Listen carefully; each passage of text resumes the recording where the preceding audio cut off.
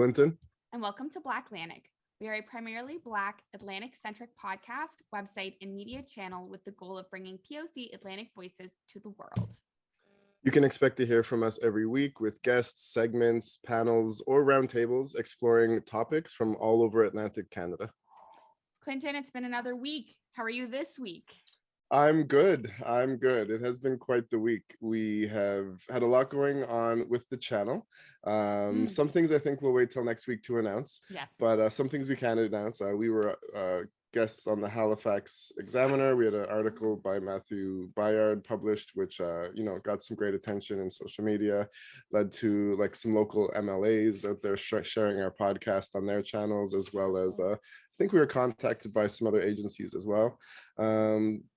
I had my interview on CBC with Kasim Doumbia, who is New Brunswick's first Black mayor in its 238-year history. That was pretty exciting to be on that. Something interesting happened in my business today, but it didn't amount to much. The cops came in to check on everyone. The police came in and they wanted to make sure everyone was wearing masks, and they were. But I've yet to check other salons to see if that happened anywhere else in the city, because I follow different salon groups and local groups and such like that. I haven't seen anything yet, but it was pretty straightforward. They just came in, checked to make sure everyone was wearing masks, and left. But it kind of caught me off guard because there was no announcement by the government that would be starting up again. So more on that when I figure out if we were the only business. And there was some crazy flash flooding taking place all over the city. Numerous roads have been closed down in New Brunswick due to the quick melt off of snow. So that led to some problems with one of our vehicles. But yes, otherwise my week's been great. How about you, Hillary? Another crazy busy week for us and for all of my personal stuff. But I'll start out with the obvious. If you're watching this podcast, I have purple and pink hair. I'm back in my braids, which makes me feel like I'm back on my BS, that I'm fully me again and I'm living life. I'm so thrilled. It took 5 hours. It was a new person who did it, and I'm really impressed. Super chill, just in someone's house vibes, which I really like. My CBC interview had aired as well with Stacey Darku about the trauma of being asked about our traumas during Black History Month and how daunting that is and hard it is, and how allies can help Black people with like good aftercare when you're being mined about your experience for a whole 28 days and how exhausting that can be. I finally announced that we have French blogs on our website, and they have been there for a little bit, but they're there because I have partnered with the French School District of New Brunswick to add resources to a hub for teachers to help with diversity, equity, and inclusion training. So they translated 4 that we did, 1 of Savannah Thomas's and 3 of mine. And then I wrote another 5, which are finishing being edited. And I just wanted to make sure everything was still good before I announced that. So if you go to the website and you click on blog with a UE at the end, that's where you find all of our French content, which we are super excited to have. And speaking of French content, the Société Acadienne of New Brunswick and the CPPAANB finally posted a video in which I, in French, answered the question about what Black History Month means to the Black community of New Brunswick. Kasim Doumbia was in it, as well as some other prolific people that we want to have as guests on our show. So super cool to have had that happen. And that was it. That was my week. It was a very good week. Amazing. Yeah. And now, and more importantly, I will announce our guest, who I am super, super excited to have on the show. An Afro-Latino woman from the Dominican who goes by Call Her B, but it is Bianca Garcia. Very prolific person in the Charlottetown community, an influencer and community organizer. You might see her at Gems Boutique, Discover Charlottetown, BIPOC, USHR, other local businesses and organizations. She's one of the co-founders of the Black Collective Media, which is where I heard about her. They have launched a web series called T is for T, with like an accent aigu at the end, every Saturday of February to celebrate Black people on the island. Social media manager of the Black Culture Society for Black History Month of 2022 as well. Welcome to the show, B. Hey. What's up? What's popping? I love that the minute you logged on, the energy was just so great. And that's instantly what I noticed about you, seeing you on social media as like a an expatriate of New Brunswick trying to still be connected to the East Coast roots. You give off this vibe all the time. And so I'm so pumped to have you on. Thank you for having me. I'm very excited. I'm very Of course. excited. So I will say that, yeah, I knew about you from the Black Collective Media and from speaking about some writing stuff. And I think that you're like one of the influencers that I admire so much, because you do lay it all out there about like hair and dancing and body and health. And I love that you have all of these different facets, which is why I really wanted to have you on the show. Also, we'll talk about the fashion stuff later, but we have some like connects there and some people that we mutually know, which makes me really happy. But I wanted to start off by asking and going all the way back to your roots. You're from the Dominican Republic. And I wanted to ask, how the heck did you get on the island? I have the same question. How I get here? Well, I'm from Dominican Republic. I'm from the capital, Santo Domingo. So I was living there. I was doing finished journalism degree. I was doing theater. I was really involved in art and the art industry back home. And I was just doing really good work. I had the opportunity to come to Canada. So I came here, you guys, to learn English. That was 2016. I was like, okay, I'm going to go to get English for 6 months. I didn't speak anything. I didn't know how to say, how are you? So I came here studying English, and I kind of like it. I came here in the summer. It was really nice. So nobody told me about the winter. So I was like, I think I want to go to school. So like, I feel like if I'm going home, finish my degree in journalism, I went there for like 5 years doing journalism. I just had to do the thesis. But like, if I'm coming to Canada, like, it's so much stuff with my degree. Maybe I had to do 2 years more here. I was like, I'm not gonna do that. I don't have money to pay for more intuition, especially for international students, very expensive here. So what I did, I was like, I want to go to school. So I went to do marketing and advertising here in college. That's what I did for 2 years. I love it. And that's what I kind of want to do it now. And I feel like journalism gave me the powers, like, to speak the truth. So I put that through, like, with my marketing and advertising and my social media content. So I feel like everything's like kind of together for me right now. So yeah, so I came here. I have family here though too. I have like my grandma. I have a few aunts and uncles and cousins. I don't feel too alone. Well, I still missing home. I still missing my friends. Still missing my parents. I miss the Caribbean Sea and everything. But yeah. I'll ask a side question, but were all of those people that are there now, were they like established when you were showing up, or did some of them come afterwards? Or I'm just wondering if you were able to like be welcomed by people you already knew, or if you were really getting a lay of the land all by yourself. Well, when I come here, I stay with some of my family member, like some of my uncles and my grandma. So it was like really good that I can speak the language like Spanish with my aunts, with my grandma. So my grandma cooked Dominican food, so I didn't feel like too like so but like outside of my family, when I was like living alone, this like walking the street trying to make new friends, try to build myself into the community, that was hard, because like I didn't speak too well English. People always make a comment, about my accent, how I speak, and I didn't understand why. I was so naive for you guys. I was so naive. Man, yeah, I was so naive because like living back home, you don't have all these conversation that we have like here right now when you go to North America. So like people will say so many comments to me about my hair, about my accent, like like, and make me feel I didn't understand like now, Mm-hmm. Yeah, it was, yeah. But now I'm good because I find my community, I have friends. I was around black queer woman. So it's feel really good. I feel like I have my community here. I feel like welcome for my community. So that's good. That's amazing. Yeah.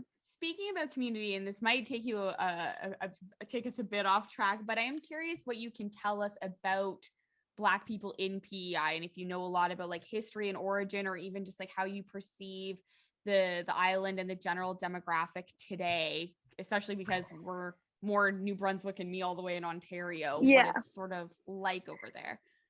So like MPI, like the Black communities, like it always has to be Black people in the islands.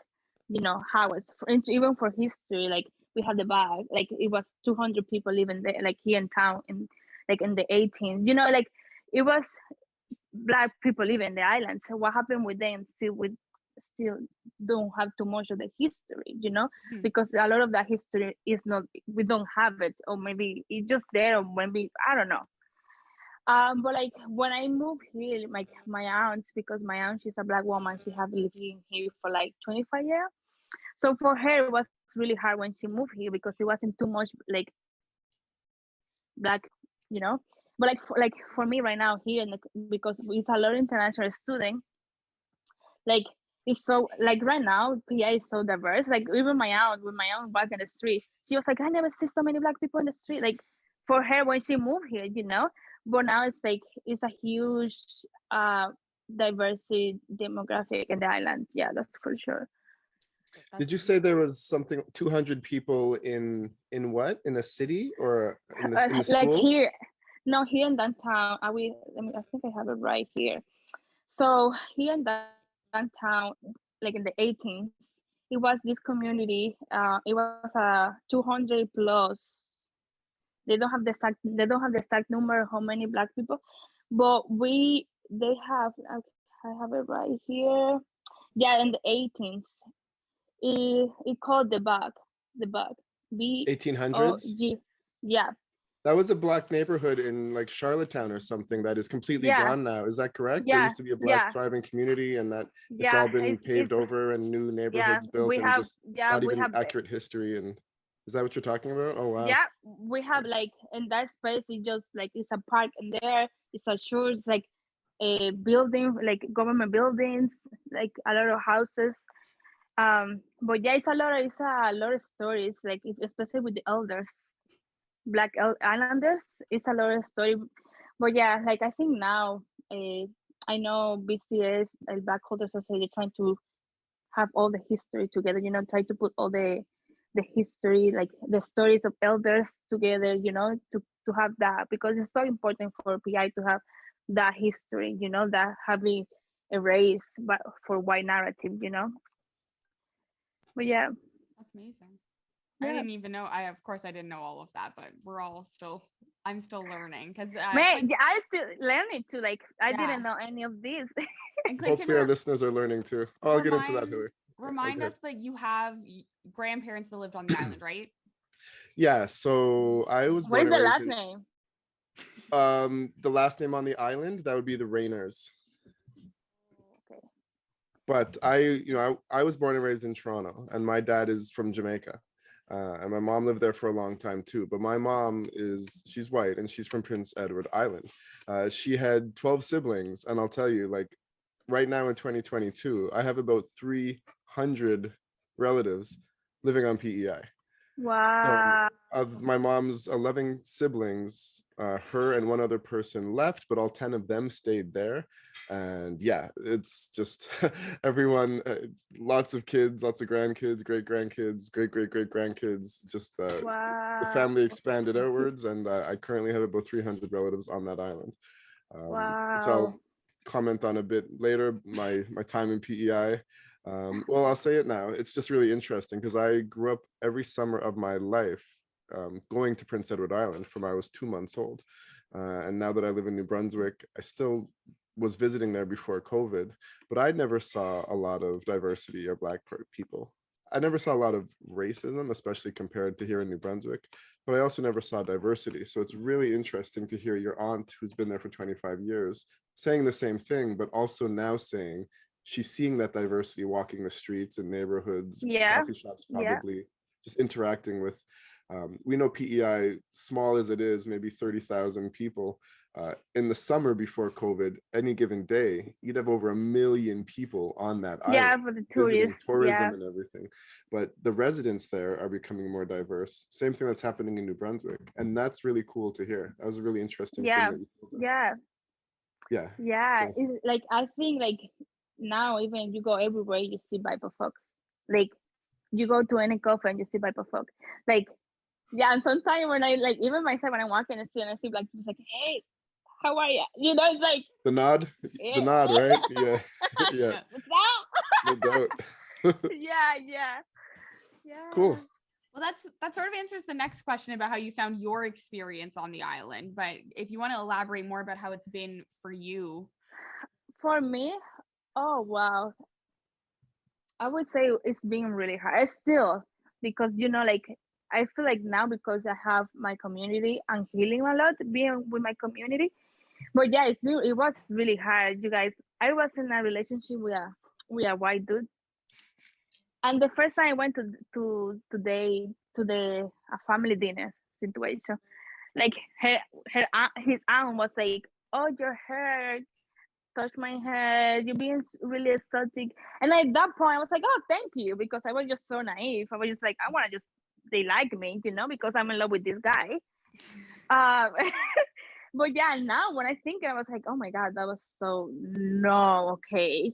Um, but yeah, I feel like it was really hard. It's still even because I work for like I always in the street. I work for local businesses. Like it's basically a lot of local businesses are like mostly whites for a white audience. So I always receive comments. And the tourist season is yeah. Mm-hmm. Like I've been working restaurant before.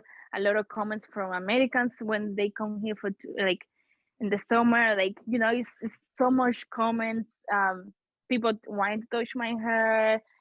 They don't understand. They will always say to me, "Oh, what are you saying?" Like, it's and it's hard because I come from a country where like people are very like like always around people talking a lot, having fun, and just here it was very like it was really hard to put myself, out there, and like it was really hard, like especially being local influencer. I always around, and people know, like a lot of people know me, like, and I talk with everybody. I'm very like polite. I talk with everybody. Well, when you say something, when Michael Garcia is coming, I'm like, Michael Garcia, and close the door. You guys leave me alone. Like I had to learn how to with all of that. But yeah, I know a lot of people struggling here. Like a lot of people don't go into white spaces too much. This is why maybe when you are coming here in the summer, maybe you don't see a lot of like black people in the street because they probably just hang out with their own, like maybe in the university, like in their own space. Usually, yeah. When I hang out with like BIPOC folks, we have our own space. Like we don't go to like we're not gonna go to like a space that is mostly white because we know what's gonna happen. Yeah. Absolutely. And yeah, so me visiting my family, I'd be at people's houses a lot and not really Yeah. downtown, once in a blue moon with my cousins, just traveling trips, beaches and stuff like that. So I wouldn't have seen Yeah. it as much, or I wouldn't have seen the lack of it. Same thing in New Brunswick though. It used to be the university kids, the black and African kids would stay on campus because that's where they'd Yeah. feel safe. Yeah. So I totally feel that. And I'm sorry to hear about the people there who do feel that they're struggling and that they can't interact with the general population. That is really sad. Yeah. What Yeah. motivated you to become a community organizer then? Well, like I think like it comes from my background because like back home in Dominican Republic, I was always working in community. Like when I was doing journalism, you have to be a lot in the street. When I was doing Hmm. journalism, and then theater too. Theater, like back home, we use theater as a way to speak what is happening in the government, in the community. So when I did theater, like I was involved in community. We always, and I used to work I was raised Catholic, so I was going to do a lot of missions. So I was go outside of the city and with the poor, like we go to visit the poor communities, help community, like build community where I live too. So I always was like I was doing something in community.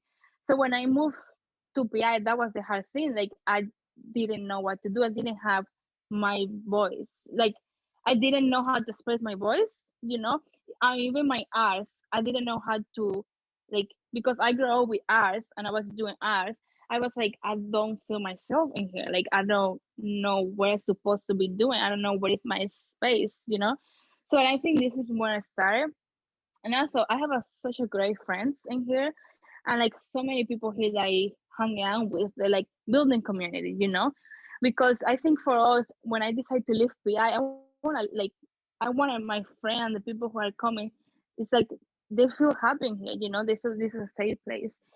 So because I know a lot of people, we are not staying here. We want to maybe move to another province, or maybe we want to go back home. You know, like we never know what's happen in the future. But yeah, I feel like building community is always something that I always feel passionate about it, especially for the youth. You know, for the kids that are coming. You know, um, but yeah, yeah, Nice. And you certainly have found a way to share your voice in a very powerful way. yeah, In PEI, you're working with the BIPOC Usher group, and it's not the Black Society of yeah. It's a PEI. Black Cultural Correct me there. Society. Yeah, Right. Black Cultural Society. And then also you co-founded the Black Collective Media. Yeah, Now I remember when that hit the scenes, I think just over a year ago, like yeah. That was you thank hit you. Yeah. social media with force. Like you guys came out of nowhere with a whirlwind. I noticed you everywhere, amazing content being posted on a regular basis, high quality production, video production, and such like that. So that was really neat. And another reason we're so excited to be talking to you today. Can you tell us all about the Black Collective Black Media? Collective Media. Yeah. So the Black Collective Media start is just like me and one of my friend Daniel. We like that was like 3 years ago. We just sit down in my house, just like I feel like I want to do something. I want to do something with art. I want to have a magazine, but I just want to have a BIPOC, just a magazine only for BIPOC folks. You know, I want to like because for journalism, like especially in North America, it's a lot of white narrative. You don't see what is happening in the BIPOC community. You know. Mhm. So I was like, I want to tell what is happening in the BIPOC community. I want people know what is happening. So that's when the idea came up, and then another friend Tara came out in the chat, and we just start talking. So we start meeting, and like just being so passionate about it, and we just went. It was like, yeah, let's do it. So I built the website. We come with the idea to do the magazine, and yeah, we just did. We reached out to the community who want to be involved. A lot of people in the community share their stories, you know, and like we just all put it together, and we launched the first magazine last February. We want to launch a second magazine. I've been trying to work on last spring, but I've been dealing with mental health issue. I've been like really busy, so I haven't Mhm. had the opportunity to sit down. That's something that makes me feel really sad because like I feel like after I launched the first magazine, I just feel like a blog. I can't like it's just hard for me to sit down and create stuff. So I think we are just still healing what happened 2020. 2020 was just too much happened in 2020, and I feel like we just and 2021 was like hard too, and now we just like healing and trying to recover. So that's how we feel. We feel like I'm trying to recover all of that. But yeah, we launched the magazine, and then like I work in to have the teas for tech. So and then my cousin and I were just talking like, "Ah, we should do like a video. I want to do like I always want to be a host, you know, like I just want to do something fun. So Alicia, who is a producer, she's amazing. Oh my god, she's so amazing. She came and said like, yeah, I want to do it. You guys, let's do it. And we just sit down in December this month, the last 2 months, and we sit down and we working on it, and then January we just take one day and film all the episodes in one day, and yeah, and it's been really good. That's amazing. And Yeah, yeah, the past couple years have been hard on so many people. And like I yeah, tell people who are wanting to get into business all the time is you do got to put your mental health first. yeah. It's amazing what you've accomplished, and you put out a magazine, and I'm sure you'll put out more. You're having a bit of a mental block right now, and that's Oh man, understandable. It's yeah. I feel probably like so blocked. Like I just need to go to the Caribbean. That's what I need. I just need to go to the land. You know, I need to go get yeah. being with my mom arms. I just want some Dominican food. I just want some fun. I feel like I haven't had the time to have fun because I was busy and working so many projects, you know, and like and dealing with my mental health. but yeah, and I hopefully I can go home soon and get a Yeah, break. I agree. I think that will be very healthy for you. I'm supposed to go to Jamaica in 2023. The last time I was there was 2007. So I'm hoping to get back soon too. Happy for you. I'm so happy for It'll you. be my dad's 80th Oh my birthday, so we're gosh. gonna try to get down there. But Yes. I was love was that. was putting together the magazine traumatic for you in any way? Was it very stressful? I feel like You're when an I entertainment company. You're more of like you're social justice yeah. activism, but you're also kind of like us, like you're entertainment as well, your media, Yeah. correct? So Yeah. how was the So magazine? Yeah. so when I put the magazine, like when we reach out to the community who wanna be involved, like we get all the content, right? And I asked to some friends I know some story that they have. I was like, hey, I think we should have put this in the magazine because I think your voice is very important. We want to people know that this is happening here. Um, so when I like I do all the design for the magazine, so it takes me like few weeks, like 3 weeks, every night Mm. after work because I was working full time. So after work, I would come and work in the magazine like 2 or 3 a.m. Literally, for the last 3 weeks, I didn't get paid for this, you guys. But that's why the thing that you do when you love something, when you love a project. So I did all that, put all that time, energy, and I love it. I never complained. I was just living. It's like this is gonna be so good. I was so happy because I love creating. I love to do art. So it was for me. It was like after work the full day and for a white audience, being around white people, go home and do the magazine. That was the best thing. It was so good for my mental health. You know. So yeah, I put it together in like 3 weeks, and then we launched it, and it was so we have like I still look sometimes we have like more than 4,000 people read the magazine. So yeah, it was really good. Congratulations, that's amazing. Thank So I'll go back to you mentioning T is for Tea, because Yeah. you mentioned the episodes, but for those who don't know and who would want to watch it, what exactly, like, describe to us what you're doing, what it's about, and where people can find it to enjoy it. Okay, so T is for taste, like okay, so te is in Spanish is tea. Mhm. So like tea is like you're gonna tell the tea, you're gonna tell like the Spill the gospel tea. for us we wanna tell what is happening in the community, like we want to tell like our voices. So this is why the T is for take him, and we just sit down with some friends and just talk about some topic. We have a few questions that we ask to the guests and they just answer.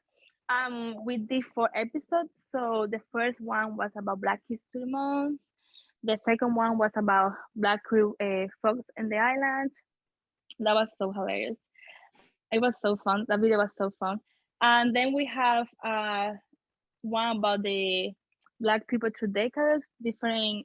We have like one love mom that we love in the community, Mama McKenna.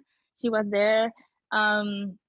Yeah, and the last one that is coming this Saturday is about Black excellence. So we have a lot of amazing guests. Yeah, I just wanna have like have a platform that we can just go and chill and have fun, do cool stuff, and we just all talk. Because I think a lot about the people who are coming, they're growing, especially the kids and youth. They're gonna see this, especially if they are here in the islands. For the topic of the Black queer folks, we know a lot of people, like with Black queer folks, it's so hard, like because you are already people seeing you're Black, right? You're Black. You woman, I'm a woman too. So I'm a Latina. It's so much level, but you add another level, like you queer is too much. You know, it's so much that we are already dealing with what people can see. So I think it's important for us to talk about queer and in the conversation because I feel in Black History Month we don't, especially in the East Coast, you don't see a lot of conversation about related to Black queer. So I think it was really important for us to talk about it because I know it's a lot of kids and youth that it's gonna be so important for them to see this. So yeah. No, Can I ask a quick agree with question, that. Hillary? Super quick. No. Of course, go ahead. Forget it. Go ahead. I just want to confirm something. Like, so we hear from a lot of immigrants and or newcomers, people who come to North America, that, you know, you mentioned all the different layers and levels to you, that a lot of people, like, they didn't even think of themselves particularly as Black until they came to Canada or the States, Canada. and they were kind of told they were. Like, Yeah. people from, yeah, did you get that same experience? Like, where you're from, you just thought of yourself as a person, So Dominican. I feel like I this is a topic that we haven't talked about. Even today I was talking about it with some friend this morning, because so we saw someone that post a blog about the same topic, like someone from Nigeria, that when when usually when people ask you where like people ask you where you're from, but people don't say, oh, you're Black. So she was like confused when she came here. She was in Nigeria, she was Black. So Mhm. like so for me, I think because in Dominican Republic it's a lot of races between inside of the community. It's a internalized. We have so much internalized white supremacy in the Dominican Republic because colonization. Like it's so much happening in our history in Dominican Republic. So like now, my generation, we are unlearning, we are unpacking. Like my mom generation, my mom is Black, but she will never say she's Black. Like so now, like all my generation is unpacking that, and we are trying to be proud of who we are and our ancestors. So when I come to when I my struggle in North America in PI, I felt I wasn't Black enough in here. That's Mm. what I felt like because I knew I was Black. So when I came here to I just when I was around Black folks, I didn't because it was a thing. I was a colorist, like I'm light skin, but my both parents are Black. So I felt like I'm not Black enough, like and I it was something. It was really really hard for me at first. Now I unpack that. I have to unpack that and learn that. But yeah, like I feel like it's a lot of like my generation is unpacking so much stuff. Like, man, we're doing the job, we're doing the work. Like our parents didn't have the tool that we have now. We are healing because we don't want to pass that trauma to our kids, you know. So we are putting so much work.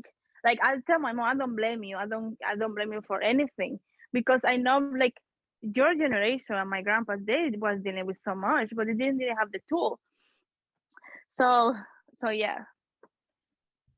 That's amazing. And I've said that before about different things, but yeah, our generation definitely has a lot of intergenerational trauma to Oh, we are unpack. healing that shit. We are We're not taking that. we're We are not trying taking to. that too much. We're not taking that to our children. No. Yeah, amen.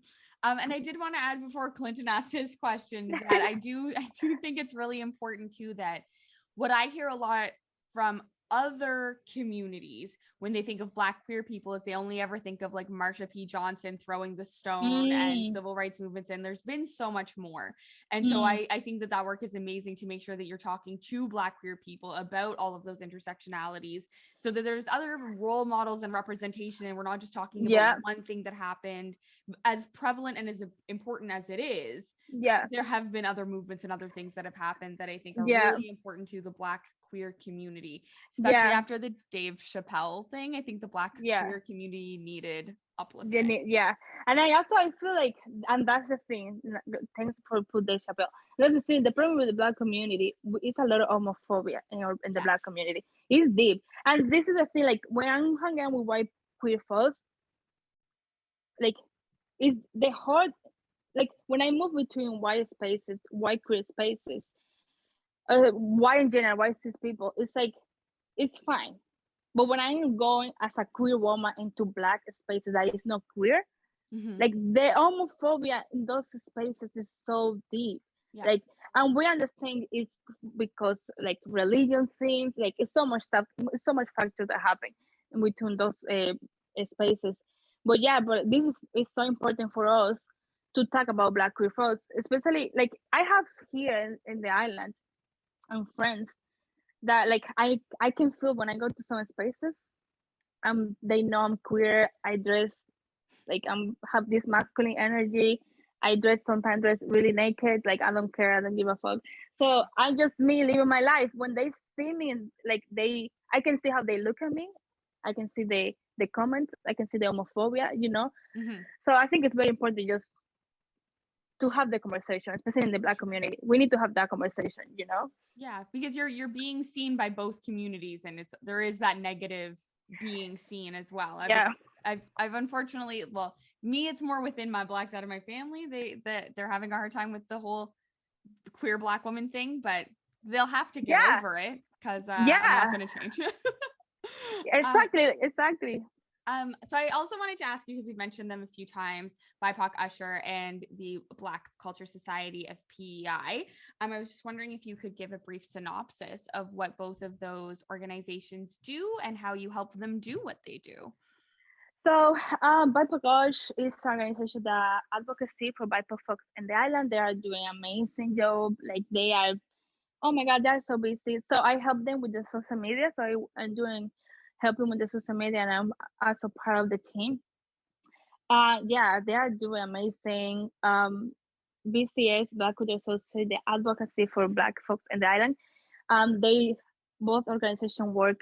They collaborate in some different projects. For BCS, right now I'm doing social media for Black History Month. Because of COVID, a lot of the events has to be virtually, and we try to do a lot of content to engage and like live interview, like stuff like that through social media. But yeah, I feel like these two organizations you guys have saved my life. Not even joking. Like those are when I Tamara, who is the president, the director of the AD of BCS. Like I know Tamara way ago. Tamara was teaching me English. When I moved to Ghana like 5 years ago. So like have Tamara there helped me a lot. She has been such a good friend, like such a good sister. I see her as like one of my older sister, and everything that she's doing for the community is amazing. And I feel like we need that. We need to have organization that advocacy and work with BIPOC folks. And BIPOC usually saying like Sobia and the team. We have a group chat. We tag every day, 24/7. Like, and we always try. It's like if something happened to me or someone says something, if I feel really sad because someone touched my hair or like something happened in my daily basis, I know I have those organizations that I can just go and hey, this is happening to me. Can I just sit down here and talk to you? Like, and that's important because especially for international students, we have a lot of international students here that are BIPOC folks. So like it's a lot of things happen in the school that I don't wanna talk about it now. But it's so much stuff happen in those universities. They're taking all our money, but they don't provide any mental health support or anything. So like they just you know but like we see a lot of international students struggling, and like I think now with those two organizations they know there's these two organizations exist in PI, they can reach out, and that I think that's such a important for the community here in PI. No, they're both doing amazing work, and I was actually working on something with Parks Canada and met Sid, who's with BIPOC Usher. Sid? Yes. I love Sid. What a wild personality. I absolutely adored that person. A lovely human Sid, being. I love Sid. Very cool person. Oh my God. And Yeah. we interviewed Tamara. We met Tamara Yes. last year as well. So we've interviewed her before as well. She's a great person. Yeah. Tamara, oh my God. Like I feel so happy just going to the office of BCS now because of every day to do work and just go there. I even she said to me, I love you guys come here. Can you guys come here? Like, can you come here like after Black History? Because I'm not gonna be working, I'll be probably working in my other full-time job. Mm-hmm. But like yeah, like and the thing is like we go and work in the organization. I work in the organization, but like we are so friends, we're friends, we're sister, we uh, work together, we have fun together, especially in the summer. We go to the beach together, we do fire together. It's this is how you build community, through friendship, love, and know each other you know so yeah, they are both doing amazing. I cannot wait what's gonna happen this year for those both organizations the next coming year, because I know they're gonna keep doing such a great thing. Amazing. We will keep our eye out for all the amazing work that they do. And I'll ask you one last question before I throw back to Clinton. Yeah. Gems Boutique. If you weren't already doing enough stuff, You also work there. And I didn't know that you worked there. I was following them because Hillary.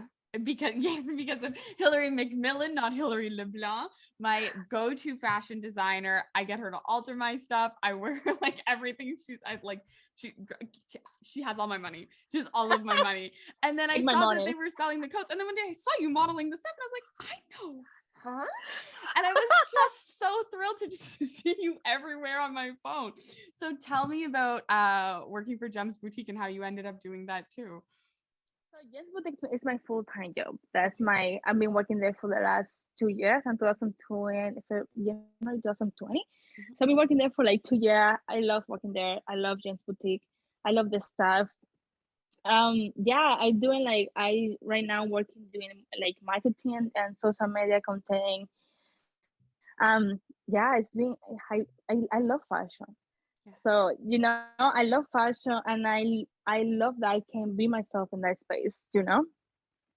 So I can bring my ideas, and my boss like, yes, let's do it. I said, let's do this, and she said, yes, I love it, let's do it. So I love that. I have never had that experience before, being in a white space, so that my voice is here. Like that. She's all the time I say something, she's like, yeah, oh, if something happened or whatever, I could just sit down with her and tell and say, hey, this is happening, this is happening. Like, so I think it's so good to have that support and that opportunity.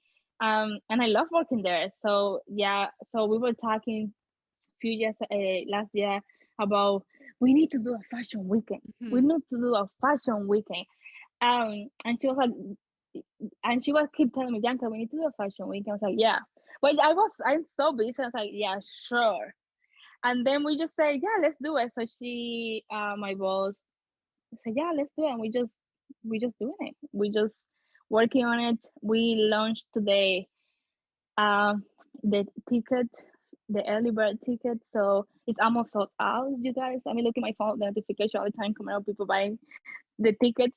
So it's so fun. I feel like it's so important for PI to have that, because we it's a lot of diversity in the community now, and fashion is some like, especially for BIPOC folks, and even myself. Like when I go to Toronto, people see me. People say, "You look so happy in Toronto," because I'm being fully myself. I can dress out the way I want to. But here, sometimes when I dress out the way I want to, it's like I feel like when I walk in the street, I feel like people look at me weird, or it's like it's like, because people are not used to see like that kind of fashion in the island. So like, and I know a lot of my friends that are, especially in the Black community, they're so fashion. And sometimes they say like, I don't know if I want to wear this. Do we go here in the restaurant? Like, they don't feel like motivated, and I want to change that. I want to change that. I want people be who you are, put the clothes that you want to, like, you want to wear. So I think have that fashion weekend just to expose. And we have a lot of good designers in here, you guys. We have amazing. We have 3 Black businesses. They're like selling clothes through like online, and they design art. Like they do amazing. Like it's so much like the fashion industry here, like is growing. So we want to have the space to showcase those amazing people in the community. So yeah, so we're very excited. I'm very busy, you guys. That's amazing. I You will sound say very you have busy. you have to come visit here during African Fashion Week once. And then yeah, you Bro, have to when is that? come stay with me in August. We'll do African Fashion Week, and it probably won't change much of the game, but you'll see how you'll get inspiration. I feel you can compare notes. It's very fun. We talk later about it. Yeah, We'll talk. I will make a trip. I will make a trip. That's for sure. Sounds good. I totally feel in line with everything you're saying about when you go to Toronto, you feel like you can be more of yourself, be Yeah. more diversifyly free. It's why I said earlier that, like, as I see diversification happening in places like New Brunswick and PEI, it's so exciting for me because I start to feel more like I'm at home. I've made this place my home, and when I see people from cultures all over the world where I am, I feel like I'm at Yeah. home. So that's really great, Yeah. and that kind of leads into some of my last questions I have for you. And we are with Black Atlantic, we're really making an effort to showcase a niche, like other organizations, of unheard voices, and we're really trying to get people from all over Atlantic Canada to understand what it's like Mhm. to be Black in all the different Mm. places of Atlantic Canada. So, what do our listeners, whether Black or white, what do they need to know or understand about being a BIPOC person over there in Prince Edward Island? I feel like here in PI, I feel like BIPOC folks, we understand, like, I think the problem is with the white audience. I feel like white people need to understand that doesn't matter what you're doing, we are staying here. We are here, you know? We have been here, like, especially BIPOC community, Black people, have been here for years, you know? So I feel like it's the white audience. It's a lot of like, it, I think the problem with PI and the Atlantic is the elder demographic, you know, Mhm. because I feel like the young demographics are trying to learn, you know, but like it's just the older demographic that is it's hard for them to unpack. I guess I don't know. I think because PI the demographic the majority is elders, you know, it's like white elders. So yeah, and I think like Yeah. this is yeah, I feel like for them they just need to and like I don't know if I'm the same. Like we are here, we don't go anywhere. They just need to learn, unpack your white supremacy shit. You know, like you have to like unpack all of that because we are not moving, we are not going anywhere. Like your migration, like, and this is the thing. Sometimes we wake up so happy and we were ready to go hustle in the day, and I'm like, we have one migration and I'm gonna make my day bad. You know, Yeah. or take your migration home, living home. Don't go outside your house with your migration. Just live in your house. We don't want it. So I feel like it's so. I feel like it's so much that they need to unpack. You know, I think the BIPOC community we understand what's happening, and I think here in PI we talk a lot. You know, the BIPOC community we talking. You know, and a lot of people that didn't know about like races, they are living, they see it, and when they come to us, they're like, "Oh, this is happening to me," and we said, "Yeah, that's racist," you know, like, and they're like, "Oh, wow," you know, like, and that's a trauma. Like, they not pay us for go to therapy. We had to pay. Even in here in the island, we don't have bipolar therapists, so it's like, so it's like Yeah. no any way. There's not any research. So like, I think white people need to do the effort to do the work. You know, like they have to even in the medicine, like they had to have more BIPOC doctors. They had to have more BIPOC therapists because the island is so wide, you know, especially elder demographic. So that's they had to do the job. Okay. Like what I'm hearing is like the younger generation, they're doing better. They have more access to social media, the internet. They get to see other Yeah, I cultures. have the But yeah. what you want to tell like the elder communities, what they need to understand is that, diversity diversity is not just going to happen during the summer months in PEI anymore. Um, Cultures are No, coming there, they're there to stay. And, they need to understand that cultures are different, but it's no reason to hate and to kind of get used to it. Is that yeah. what you're saying? I feel Amazing. like I feel like the white community they need to have the conversation. The young demographic need to have that conversation with their parents. Sure. You know, Yeah. because Yeah. us as a black people, when we go to our family house and we sit down, our family tells us story how white people treating. Like if I'm going to my aunt right now and sit down, she would tell me what happened with her 20 years ago. She tell me what happened with her today. You know, we talk about it in a sober conversation when having dinner. If white people have that conversation when they have dinner, do they talk how they treat white folks? Probably not. You know, so the young demographic who are learning, you know, unpacking some stuff, especially in the white community, they need to go on home and sit down and talk with their parents. You know, they have to go and put the conversation to their parents. Oh, just like, do you know how we treat white folks? You know, like when your mom make a comment, oh, you know that's a racist. You know, that's a migration. You know, and I feel like a lot of my white friends we talk about it. You know, like I have people that asking me, oh, what does that mean? And I would can you sit down, let's talk about it. And they bring that topic to their to their husband, you know. And that's the thing. They had to do the work. They had to tag, you know. Great answer. Um, this is a more fun question. So any Yeah. particular points of interest for Black people that may want to visit the island? Like, where should BIPOC people go hang out? What spots are hot? Like, where, if someone's going to visit the island in PEI this summer, where are they going to go and start to feel the diversity of culture that's taking place They in can come to PEI? my house. They can come to my house. Your house. Careful, you Go might have to host a big summer jam. to the beach. Let's party. I feel like, okay, this is the thing. In PI, we don't have a space for BIPOC folks to have fun. It's not any like nightclub. Like, well, there are like some bars in the summer, but it's like mostly white people. But I think the BIPOC community, we do house party in the summer. Like, like we're not gonna go to a white bar listen techno. No, we just want to shake our ass. Like we wanna listen Afrobeat. So I feel like, yeah, I don't know, when people like, when they come, they just have to meet people in the street and tell them where is the party. Like, because Okay. it's not like It's still it's not quite an any. underground community then, huh? So Yeah, there's still no establishments or it's not cafes or public places to meet.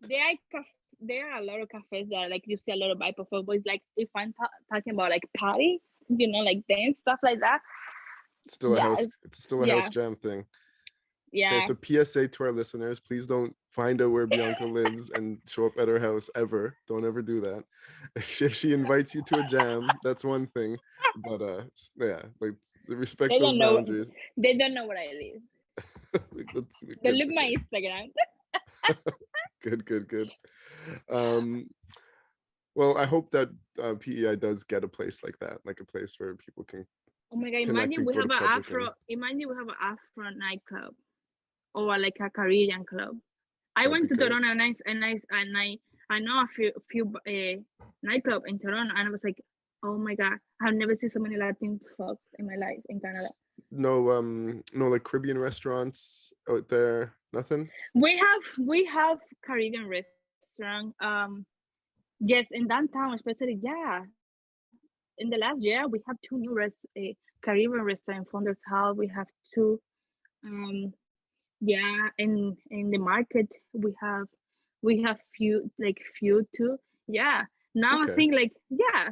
That's good. Yeah, we and now we have, like, when I moved here, it wasn't anything, I think. But now, yeah, it's few. Food restaurants from different cultures is definitely a sign of diversification. So that is good. This is why, because I think people know that we need it. I wish we could have a Dominican restaurant. We need that. One day that might be your next project, if you're not busy enough. This has been amazing. This has been really insightful and great. My last question, I don't know if Hillary has more, that's amazing. Is there anything else before we wrap up that you want to add or have us or our listeners know about? You, PEI, the work you're doing, anything. Open question. Well, I just want to say, support BIPOC folks, support Black artists, support BIPOC artists, especially in the East Coast. It's so hard for us to put our work out there and don't, so support. When you come to PI, look BIPOC businesses, look BIPOC restaurants, look BIPOC cafe, look BIPOC artists. And that's the hard thing. It's so much talent here in the community, but we don't it's just so hard for us to put our product out there, our art out there, even, yeah, if you come to PI, look into and discover Charlottetown, ask some other places, what is the BIPOC owned businesses I want to support BIPOC artists, support organizations that are working here for the community, and give a like to people on Instagram, share people content, what BIPOC folks are doing here. Just support. No doubt, there's a Black business owners directory for PEI, one of the organizations you're part of. Which Black one is that? What's the website? We have so people can visit the Black Cultural Society too if they want to support Black businesses in Prince Edward Island. Yeah, and this month we launched Tamara launched the creator directory. So it's another page and the list of creators. So Amazing. yeah. There you go. That speaks volumes about you. We said, is there anything else you want to add? And you said, go support everyone else. Yeah. Great answer. Great answer. If people want to support you, where can they go find you? Well, my Instagram, like What is it? my Instagram Afro Latino AF. Afro Latino X. It's A and then AF. Yeah, That's that's it. funny, my That's enough. handle. Yeah. If there's anywhere else, you don't remember what your handle is? Yeah, just my Instagram, and just give me a like, like, and support everything that I'm doing, and support what my community is doing here. Like, I don't always think about like myself too much. I just want people support my community. So yeah. That's awesome. Amazing. Well, thank you so much for being our second guest ever on Black Atlantic, our new podcast. Making waves. So again, you can find Bianca Garcia, but most people call you B. B. Yeah, I kind of like it. Latina X, I believe. It's B is a powerful word if you're gonna use a one-letter word. A powerful letter if you're gonna use a one-letter nickname. Yeah. But yeah, so to all thank you for having me, guys. This was our great. pleasure. Oh, our pleasure. So to all our listeners out there, please, like we said, feel free to find us on Instagram, Facebook, Twitter, TikTok, YouTube, anything else I may be forgetting. Our website, blackatlantic.ca, where we are going to be building our own directory, and we're going to start having our guests kind of bios on the webpage eventually as well. Not sure what day that's happening. Where can people listen to us, Hillary? They can listen to us on Spotify, Apple Podcasts, Google Podcasts, and if you're I was gonna say, if you want to see all of our fun dancing, the YouTube will have us dancing, and I usually post those on Fridays. You can see my neon hair. You can see us grooving, having a good time in this episode. And the GoFundMe, give us money. We would like to have cool content, and so GoFundMe, Black Atlantic. Thank you so much. You can find me at Cropberry, Clinton Davis _. Listen on Diep. Have a great day. Sure. Yeah. All right. Peace.